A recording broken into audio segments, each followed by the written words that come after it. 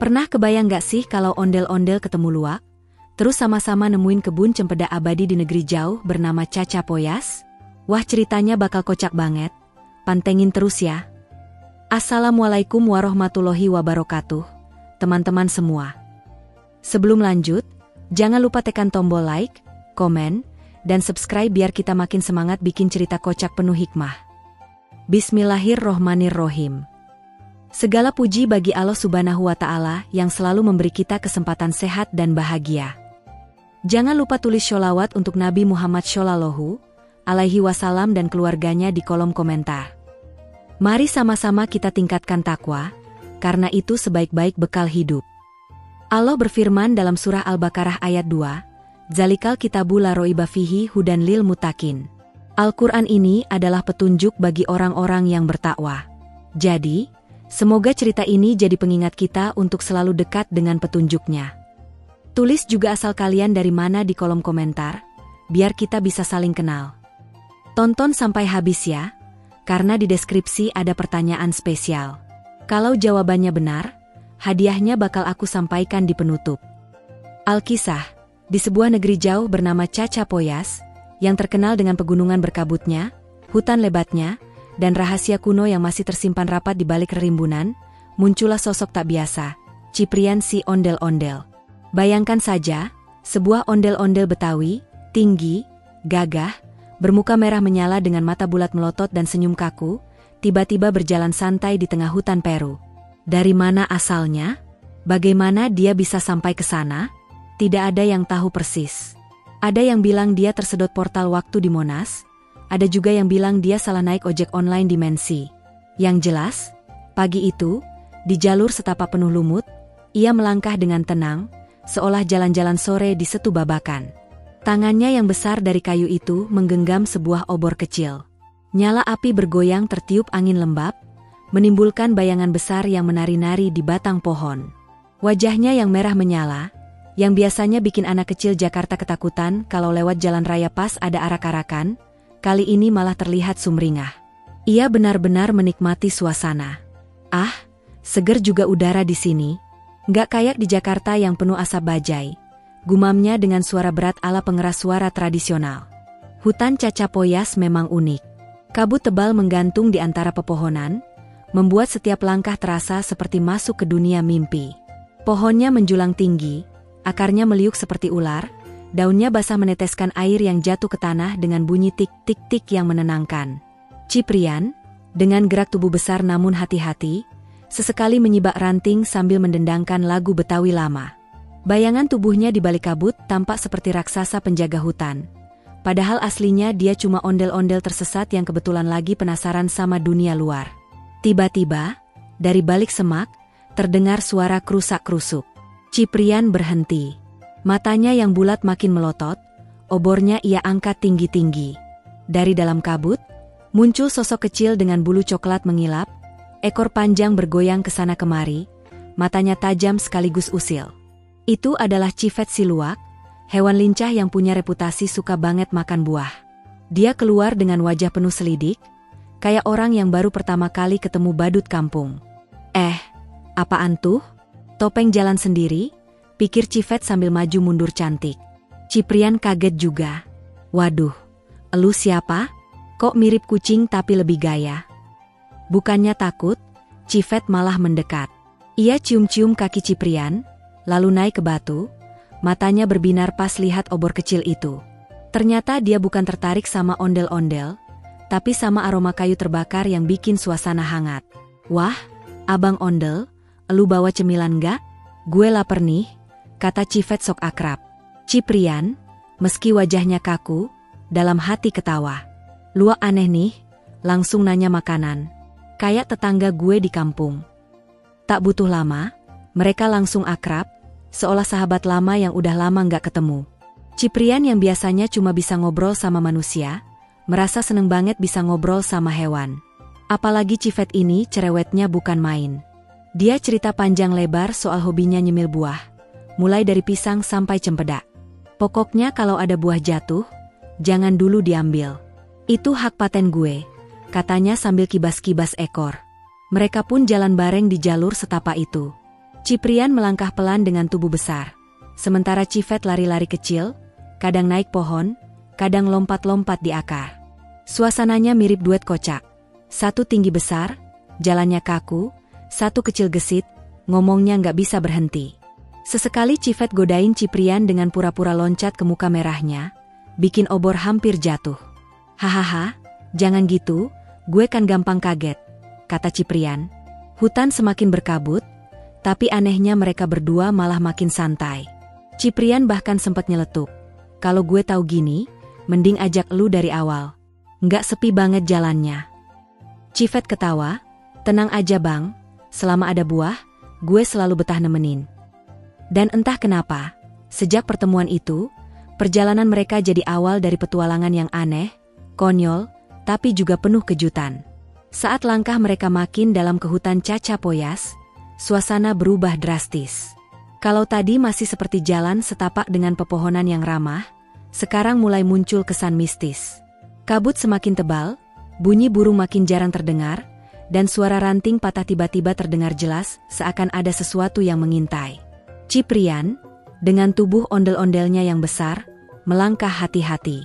Obornya berkedip-kedip, kadang nyala terang, kadang hampir padam, bikin wajah merahnya makin seram sekaligus kocak. Civet yang biasanya santai malah tiba-tiba jadi serius. Ekornya tegak, matanya menatap ke segala arah. Bang, lu yakin lewat sini?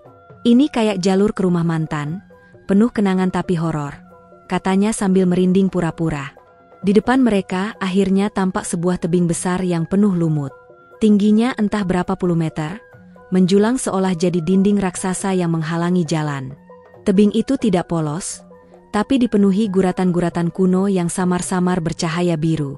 Cahaya itu bukan seperti neon modern, tapi lebih seperti sinar bulan yang menetes, lembut namun bikin bulu kuduk berdiri. Lumut-lumut yang menempel di batu tampak berkilau kehijauan karena pantulan sinar biru itu, membuat tebing seperti lukisan hidup. Ciprian menatap tebing itu dengan kagum sekaligus gaya sok tahu. Wih, ini MAH ukiran nenek moyang gue kali ya, katanya sambil nyengir. Padahal jelas-jelas itu ukiran kuno suku Cacapoya yang ribuan kilometer dari tanah Betawi. Civet melirik sinis. Bang, jangan ngaku-ngaku, elu aja nyebrang benua naik portal, mana mungkin leluhur elu nyampe sini. Tapi Ciprian kekeh, bahkan mulai sok akademis. Lihat nih pola ukirannya, mirip batik Betawi. Coba kalau ada peneliti, pasti gue langsung viral. Dengan rasa ingin tahu yang kelewat besar, Ciprian maju dan meletakkan telapak tangan kayunya di atas salah satu ukiran bercahaya. Awalnya tak terjadi apa-apa, hanya dingin batu yang terasa. Tapi tiba-tiba terdengar suara, krit, panjang, mirip suara pintu lemari tua yang sudah puluhan tahun gak dibuka. Suara itu menggema ke seluruh lembah. Burung-burung yang tadinya diam langsung berterbangan, kabut bergetar halus, bahkan tanah di bawah kaki mereka sedikit bergetar. Ciprian kaget setengah mati. Waduh, gue kira ini cuma dekorasi. Jangan-jangan gue pencet tombol rahasia kayak di film-film Hollywood. Civet yang dari tadi nggak terlalu peduli dengan ukiran malah sibuk sendiri. Dia jongkok, ngendus-ngendus sesuatu yang menyala di sela bebatuan kaki tebing. Matanya langsung berbinar seperti anak kecil lihat kembang api. Di situ ada sebuah buah cempeda emas. Berkilau lembut, seolah-olah buah itu punya lampu LED di dalamnya. Civet mendekat dengan hati-hati, mulutnya udah mangap, liurnya hampir netes. Bang, ini, beneran cempeda, tapi warnanya kayak logam mulia. Kayak gue lagi lihat iklan toko emas tapi versi buah. Ciprian menoleh sebentar dari ukiran, melihat buah itu, terus balik lagi ke ukiran dengan gaya sokcol. Heh, jangan disentuh dulu, entar jebakan. Gue lagi urusan serius nih sama peninggalan nenek moyang. Padahal dalam hati, Ciprian juga pengen banget nyomot buah itu, apalagi aroma manisnya nyebar sampai ke hidung kayunya. Tapi gengsi ondel-ondel besar nggak boleh kalah sama luak kecil. Civet makin penasaran. Dia melingkari batu, mencoba dari berbagai sudut. Cahaya emas dari buah itu memantul di matanya, bikin kelihatan kayak kucing kalau kena lampu motor malam-malam. Bang, lu ngerti nggak sih? Kalau gue makan buah ini, mungkin gue bisa jadi superhero. Atau minimal perut gue nggak kerucuk-kerucuk lagi. Dia coba colok buah itu pakai kukunya, tapi buah itu agak berdenyut, seperti hidup. Astaga, ini buah atau lampu neon organik. Sementara itu, Ciprian sibuk debat sama dirinya sendiri. Kalau gue teken ukiran ini, takutnya portal ke dunia lain kebuka. Tapi kalau nggak diteken, gue nggak bakal tahu rahasianya. Aduh, posisi gue kayak main sinetron, pilihan hidupnya berat. Akhirnya dia pencet lagi, lebih keras. Suara, kriit, makin keras. Lalu tiba-tiba sebuah bagian tebing agak bergeser, menimbulkan celah kecil yang mengeluarkan cahaya biru terang. Civet langsung lari ke arah Ciprian. Bang, bang, tebingnya kebuka. Ini fix kayak pintu rahasia di game RPG. Tapi di satu sisi, buah cempeda emas masih bersinar menggoda. Jadilah Civet dilema, antara ikut Ciprian ke celah tebing atau tetap fokus sama cempeda. Dia loncat-loncat di tempat. Bingung kayak orang disuruh pilih antara diskon 90% di toko online atau tiket konser idola. Ciprian melihat kebimbangan itu, lalu nyeletuk, "Udah, lu ambil aja tuh buah. Gue yakin kita butuh itu buat masuk. Kayaknya ini semacam kunci, bukan sekadar cemilan." Civet tercengang. "Serius? Bang? Gue dikasih restu makan buah bercahaya? Ini kayak impian setiap luwak." Dia pun mendekat lagi, memegang buah cempeda emas dengan kedua tangannya. Anehnya, begitu disentuh, buah itu bergetar pelan, lalu sinarnya makin kuat, kayak lampu sorot stadion. Kabut di sekitar tebing berputar pelan. Ukiran yang disentuh Ciprian tadi semakin terang, simbol-simbol lain di tebing juga mulai menyala satu persatu, membentuk pola rumit seperti rangkaian listrik kuno. Suasana makin mistis, tapi tentu saja kekonyolan gak hilang. Civet yang panik menutup matanya dengan ekor sambil teriak, "Bang, jangan-jangan ini buah nuklir. Gue nggak mau jadi sate luwak bercahaya." Ciprian malah ketawa, "Santai aja, paling banter lu cuma jadi lampu jalan, hemat listrik buat kampung." Lalu, terdengar suara dalam bahasa asing, bergema dari tebing, "Cacapoyas, Guardians." Ciprian bengong. "Lah, ini ngomong apaan? Gue butuh subtitle." Civet tambah panik, "Udahlah bang, gue bilang juga apa, jangan main colok-colok ukiran. Nih, gara-gara lu, tebing ngomong sendiri." Tapi anehnya, bukannya tambah ngeri, suasana itu bikin mereka justru penasaran. Celah di tebing makin lebar, cahaya biru makin terang. Cempeda emas di tangan Civet tiba-tiba berhenti berdenyut, sinarnya menstabil, lalu muncul simbol berbentuk lingkaran di permukaannya. Ciprian menatap buah itu dengan serius untuk pertama kalinya. "Bro, kayaknya lu bener. Buah ini bukan buat dimakan. Ini kunci buat buka pintu raksasa di sini." Civet yang tadinya udah siap gigit buah itu langsung nangis kejer. "Apa? Jadi gue nggak bisa makan buah ini? Hidup gue hampa, bang?" Ciprian menepuk pundaknya. "Sabar, mungkin abis ini ada kebun penuh buah. Lu bisa makan sepuasnya, bahkan bisa bungkus buat oleh-oleh." Dengan penuh drama, Civet mengangkat cempeda emas ke arah ukiran bercahaya. Begitu buah itu didekatkan, simbol di ukiran bergetar dan menyatu, terdengar bunyi, dum, dum, seperti genderang perang.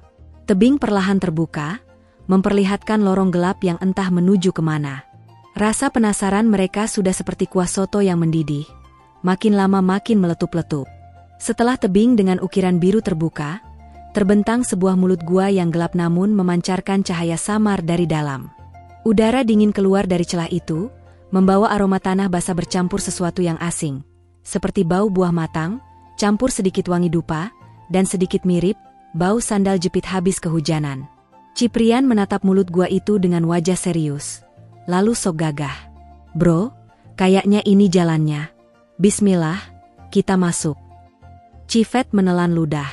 "Bang, kalau di film-film, ini biasanya titik di mana tokoh sampingan kayak gue mati duluan." Ciprian menepuk kepalanya. "Tenang, elu si dekik spesial. Aman." Mereka pun masuk. Langkah Ciprian bergema berat, duk, duk, duk, seperti genderang perang. Sementara Civet berlari kecil, tapak kakinya yang mungil bikin suara tik, tik, tik, yang terdengar kayak anak kecil lari di masjid habis sholat Isya. Di dalam gua, pemandangan sungguh luar biasa. stalaktit kristal biru menggantung dari langit-langit. Kristal-kristal itu menyala pelan, seperti lampu LED hemat energi yang dipasang berjajar rapi. Cahaya birunya memantul ke dinding gua, menciptakan efek seperti ballroom ajaib.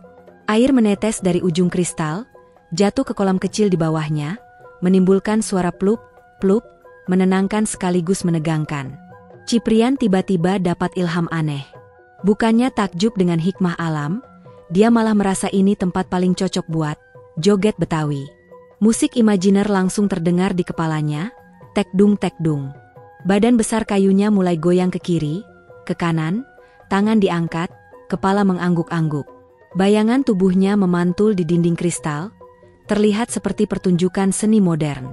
Cahaya kristal biru ikut berkelap-kelip seiring gerakan tangannya. Suasana yang tadinya sakral berubah jadi kayak disko bawah tanah. Civet yang tadinya deg-degan langsung ngakak. Astaga, Bang, elu ini bukan ondel-ondel, tapi DJ Ondel Underground. Ciprian makin semangat. Dia putar obor di tangannya, pura-pura jadi glow stick. "Woi, semua angkat tangan, ini pesta gua," teriaknya. Suaranya menggema, bikin stalaktit bergetar halus. Civet yang biasanya lincah langsung ikut-ikutan. Dia berdiri di atas batu, mengibas ekornya kayak kipas, lalu mulai ngerap, "Yo yo yo, gua Civet, tukang makan buah. Masuk gua bukan takut, malah makin seru." Tiba-tiba sebuah kelelawar lewat, kaget dengan suara mereka, lalu jatuh ke kolam. Kelelawar itu ngambek, tapi apa daya, pesta tetap berlanjut. Di tengah euforia itu, Civet iseng manjat ke atas sebuah batu raksasa. Dari atas, dia punya pemandangan lebih jelas ke dalam gua. Dan disitulah dia melihat sesuatu yang bikin matanya melotot besar. Sebuah cempeda ungu melayang di udara. Buah itu tidak menempel pada pohon atau tergantung pada tali, melainkan benar-benar terapung, berputar pelan, persis balon helium yang dilepas di ruangan tertutup. Kulitnya berkilau seperti nebula, memantulkan cahaya ungu kebiruan yang lembut, bikin gua itu seperti arena konser kosmik. Civet terpesona. Bang, ini buah masa depan. Gue nggak bohong. Cempedak rasa luar angkasa." Dia lompat-lompat di atas batu, berusaha meraih buah itu. Tapi buah itu licin, seakan-akan sadar kalau sedang dikejar. Setiap kali Civet loncat, buah itu naik sedikit lebih tinggi, menggoda sambil muter pelan. Ciprian berhenti joget, menatap dengan serius. "Wih, ini sih bukan sekadar buah. Ini UFO, Unidentified Floating Object." Civet ngambek. "Bang, jangan dijadiin lelucon. Perut gue dari tadi bunyi kayak drum dangdut. Gue butuh isi, bukan teori konspirasi." Dia coba loncat lagi, tapi jatuh terjungkal, kepalanya nyemplung ke genangan air. Ciprian ngakak sambil tepuk tangan. "Wih, gaya lu kayak diver gratisan." Belum selesai drama cempeda ungu itu, dari dalam kegelapan gua muncul sebuah bayangan besar. Awalnya samar, hanya terlihat sayap terbentang luas. Suara langkah berat terdengar duk, duk, duk, mirip suara kipas angin raksasa yang macet. Cahaya kristal biru memantulkan sedikit wujudnya. Seekor burung raksasa cacapoya. Bulu-bulunya gelap, matanya menyala merah, paruhnya panjang dan tajam. Civet langsung pucat. Bang, fix ini tamat. Gue bakal jadi cemilan ayam jumbo." Ciprian malah masih sok santai. Dia betulin kain betawinya, ngambil posisi tegak. "Tenang, gua kan ondel-ondel. Burung juga pasti segan sama gue." Tapi kenyataannya, mereka berdua gemetar juga. Bayangan burung makin dekat, sayapnya mengepak, anginnya bikin obor Ciprian hampir mati. Gua bergemuruh, suara angin terdengar seperti raungan. Civet udah siap kabur. "Bang, gua udah siap bikin surat wasiat. Tolong kasih tahu dunia, gue meninggal dengan mulia karena ngejar cempeda ungu." Namun, sesuatu yang tak terduga terjadi. Begitu bayangan burung itu muncul sepenuhnya di depan mereka. Bukannya menyerang, dia malah berhenti dan minggir sopan. Burung itu melipat sayapnya, lalu mundur sedikit ke samping. Seperti satpam mall yang ngeliatin orang bawa tas gede tapi nggak berniat ngecek. Dia menatap Ciprian dan Civet sebentar, lalu mengangguk tipis. Seakan berkata, "Silakan lewat, jangan bikin rusuh." Civet melongo. Bang, ini burung apa? Gede, serem, tapi sopan kayak security yang lagi puasa. Ciprian bengong juga. Gue nggak tahu, tapi jelas ini burung punya tata krama. Kalau di Jakarta, satpam mall aja kadang cuek. Ini malah nyapa pakai kode badilan gua ge. Burung itu bahkan geser sedikit lebih ke samping, memberi jalur terbuka menuju lorong gua lebih dalam. Civet langsung pecah ketawanya. Astaga, semua yang gue takutin dari tadi ternyata lebay. Gue kira ini akhir hidup gue, ternyata cuma ketemu satpam burung yang baik hati. Ciprian ikutan ngakak, lalu nyeletuk, "Bro, ingat pepatah, jangan nilai burung dari paruhnya." Civet menepuk jidat. "Bang, pepatah lu ngaco, tapi gue setuju."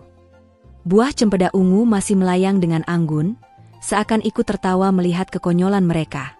Kristal-kristal biru berkilau lebih terang. Gua dipenuhi nuansa absurd. Ada ondel-ondel joget Betawi, luwak basah kuyup mengejar buah helium, dan burung raksasa yang berubah jadi satpam ramah. Kalau ada orang luar lihat, pasti dikira ini festival seni modern, bukan petualangan spiritual. Namun di balik kekonyolan itu, Civet mulai sadar, mungkin semua ini ada maksudnya. Buah ungu yang melayang, burung sopan, kristal bercahaya, semua seperti tanda kalau mereka sedang diuji. Ia menatap Ciprian dengan lebih serius, walau mulutnya masih belepotan air gua. "Bang, gue rasa kita nggak bisa anggap ini cuma hiburan. Kayaknya kita lagi jalanin misi gede." Ciprian manggut-manggut, tapi tetap sambil goyang sedikit. "Betul, bro. Tapi ingat, misi besar tetap bisa dijalanin sambil joget. Hidup tanpa goyang tuh hampa." Dan dengan langkah baru yang penuh rasa penasaran bercampur humor, mereka melangkah lebih dalam ke gua, ditemani cahaya kristal biru, buah cempeda ungu yang terus melayang seperti lampu panggung, dan burung raksasa yang dengan sopan berjaga di belakang, memastikan mereka melanjutkan perjalanan tanpa gangguan. Setelah melewati gua penuh kristal biru yang bikin suasana kayak pesta underground, Ciprian dan Civet akhirnya tiba di sebuah ruangan raksasa yang dikelilingi dinding batu menjulang tinggi. Suasananya berbeda, lebih luas, lebih sunyi, dan ada hawa misterius yang bikin bulu kuduk berdiri. Di depan mereka, berdiri sebuah gerbang batu raksasa. Bentuknya megah, tinggi hampir menyentuh atap gua. Permukaannya dipenuhi ukiran kuno, simbol-simbol spiral, gambar wajah aneh, dan pola geometris yang bikin kepala pusing kalau ditatap terlalu lama. Tapi yang paling mencolok bukan itu, melainkan akar-akar raksasa yang menjuntai dari atas. Melilit rapat gerbang itu seperti mie instan jumbo yang dimasak tanpa bumbu, terus ditumpuk berlapis-lapis sampai ketutup semua pintu. Ciprian langsung melongo, matanya terbelalak kayak lampu senter. Dengan suara berat khas ondel-ondel, dia teriak, "Waduh, kalau ini MAH mirip banget sama pintu rahasia Doraemon. Tinggal keluarin pintu kemana saja, masalah selesai." Dia ngakak sendiri, suaranya bergema di seluruh ruangan. Civet yang lagi jongkok sambil megang perut ikutan ngakak, tapi sambil nyeletuk, "Bang, ini MAH bukan pintu Doraemon, ini mie instan XXL. Serius, gue lapar banget. Lihat akar-akar ini bikin gue ngerasa kayak lagi lihat Indomie tanpa kuah." Ciprian ngelus dagunya, walau sebenarnya dagunya kayu polos, pura-pura mikir serius. Kira-kira gimana cara bukanya ya? Apa kita harus nyeduh pakai air panas? Atau mesen gunting? Civet muter-muterin kepalanya, lalu matanya terpaku pada sesuatu yang bersinar dari tas kecilnya. Cempeda emas yang sebelumnya mereka temukan di tebing lumut. Buah itu memancarkan cahaya hangat keemasan, kayak lampu senter ajaib. Civet langsung melompat, menunjuk buah itu sambil bilang, "Bang, kayaknya ini kuncinya. Tuh lihat, di tengah gerbang ada lubang bulat, pas banget kayak slot koin arcade. Kayaknya harus coba taruh di situ." Ciprian merengut pura-pura kesal. "Lah, elu pinter juga ya, Civet. Gue kira elu cuma jago makan buah sama bikin drama." Civet menepuk dada bangga. "Bang, gue luak multi-talent. Bisa makan, bisa mikir, bisa bikin kopi luwak, bisa juga jadi arsitek dadakan." Tanpa basa-basi, dia gendong buah cempeda emas itu. Beratnya lumayan, tapi Civet maksa kayak atlet angkat beban mini. Dia jalan tertatih, teriak-teriak, "Bang, tolongin dikit, jangan cuma nonton." Ciprian akhirnya bantu dorong dari belakang, tapi caranya lebay, sambil joget Betawi. Jadinya bukan dorongan serius, tapi dorongan goyang. Sampai akhirnya, mereka berhasil bawa buah itu ke depan gerbang. Lubang lingkaran di tengah gerbang memang pas banget, kayak udah disiapin dari ribuan tahun lalu. Cifet angkat buah itu tinggi-tinggi, wajahnya tegang banget, kayak lagi upacara bendera. "Bang, gue taruh nih ya. Kalau tiba-tiba keluar suara horor, siap kabur ya." Ciprian angkat obor, sikapnya sok gagah, santuy.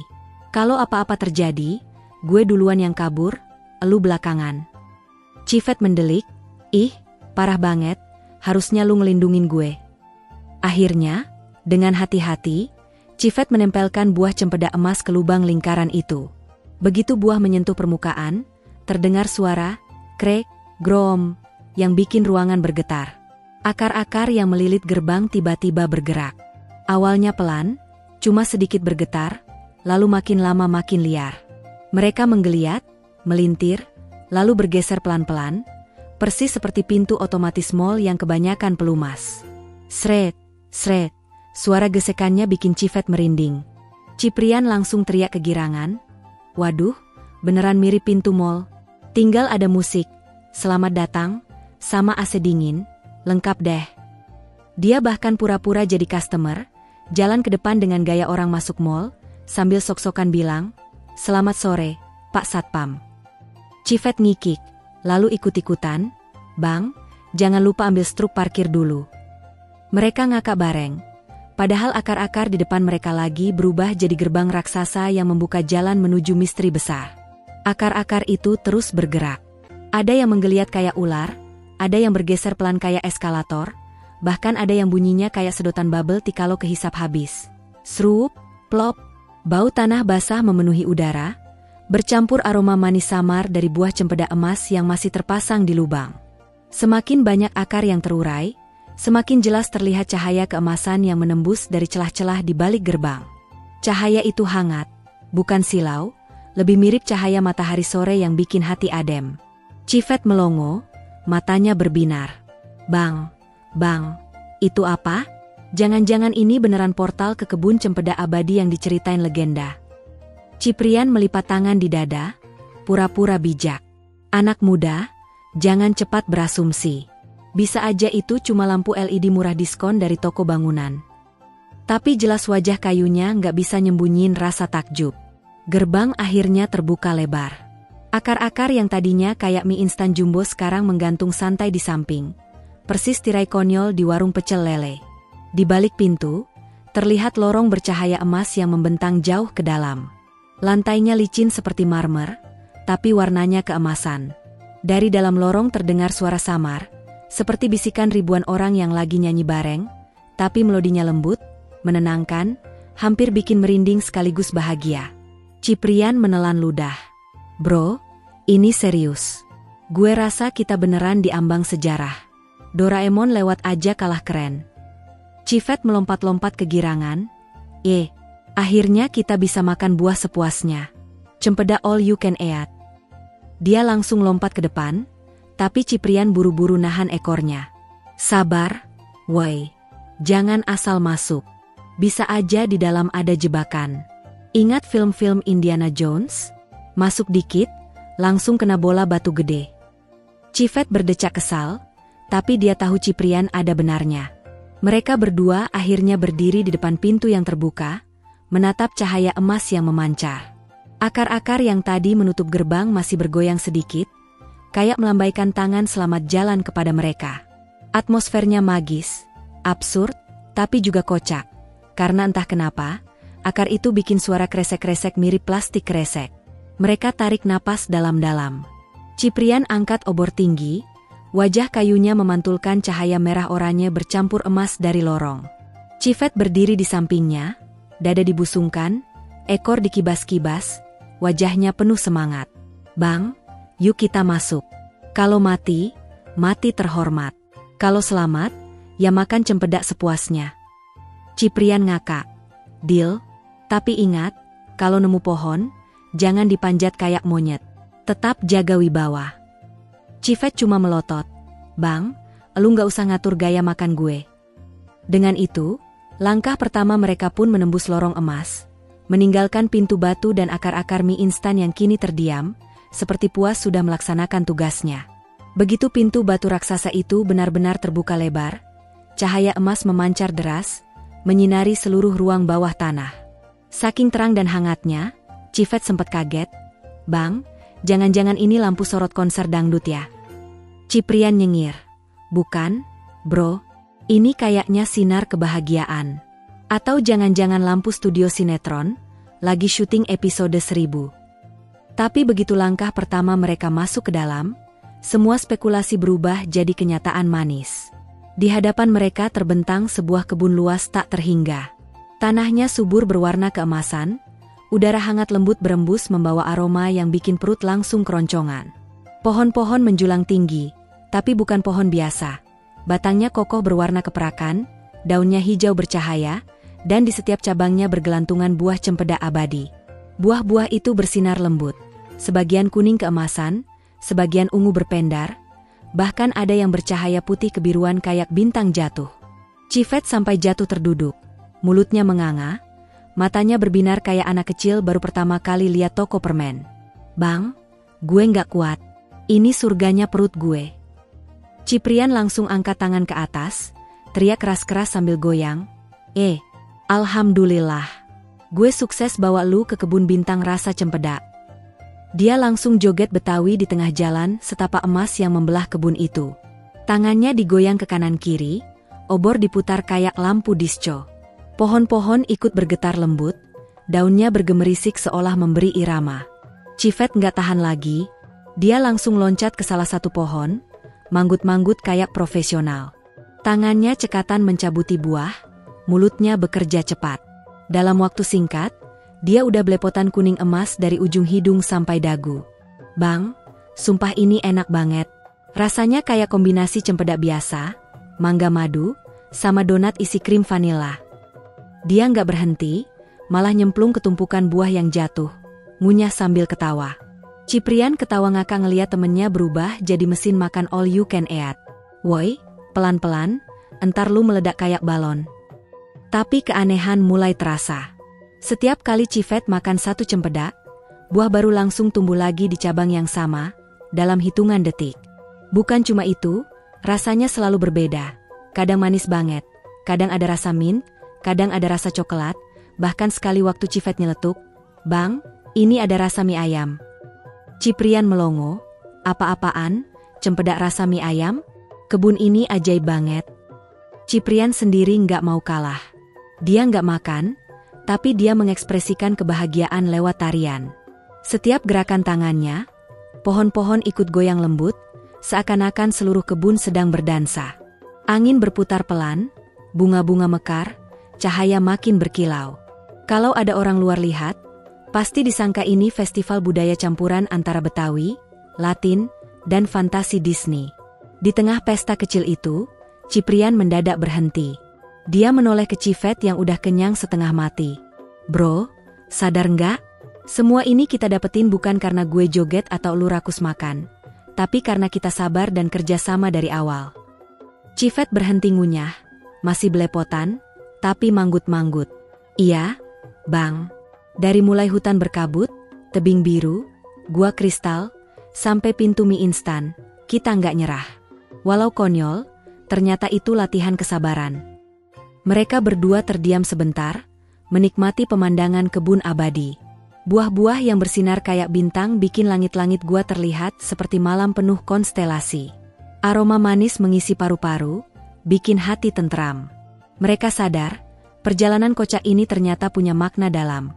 Kesabaran, kerjasama, dan rasa syukur membuka pintu ke kebahagiaan. Cifet lalu nyeletuk lagi, "Bang, tapi jujur, kalau semua perjalanan hidup bisa dibayar pakai buah enak kayak gini, gue rela sabar terus." Ciprian ngakak, "Iya, tapi jangan kebanyakan, nanti lu berubah jadi cempedak berjalan."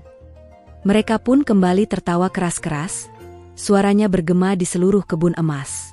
"Alhamdulillah, sudah selesai menonton cerita kita kali ini." Suara Ciprian menggema lembut seakan menutup panggung. Jangan lupa selalu bersholawat kepada Nabi Muhammad Shallallahu Alaihi Wasallam dan keluarganya. Mari kita tetap bertakwa kepada Allah dalam setiap langkah. Cifet menambahkan sambil ngelap belepotan di mukanya, semoga Allah kasih kita rizki yang luas, sehat, dan barokah. Doa spesial juga, semoga kalian semua bisa haji, umroh, dan ziarah Nabi setiap tahun, khusus buat yang jawab pertanyaan di deskripsi dengan benar.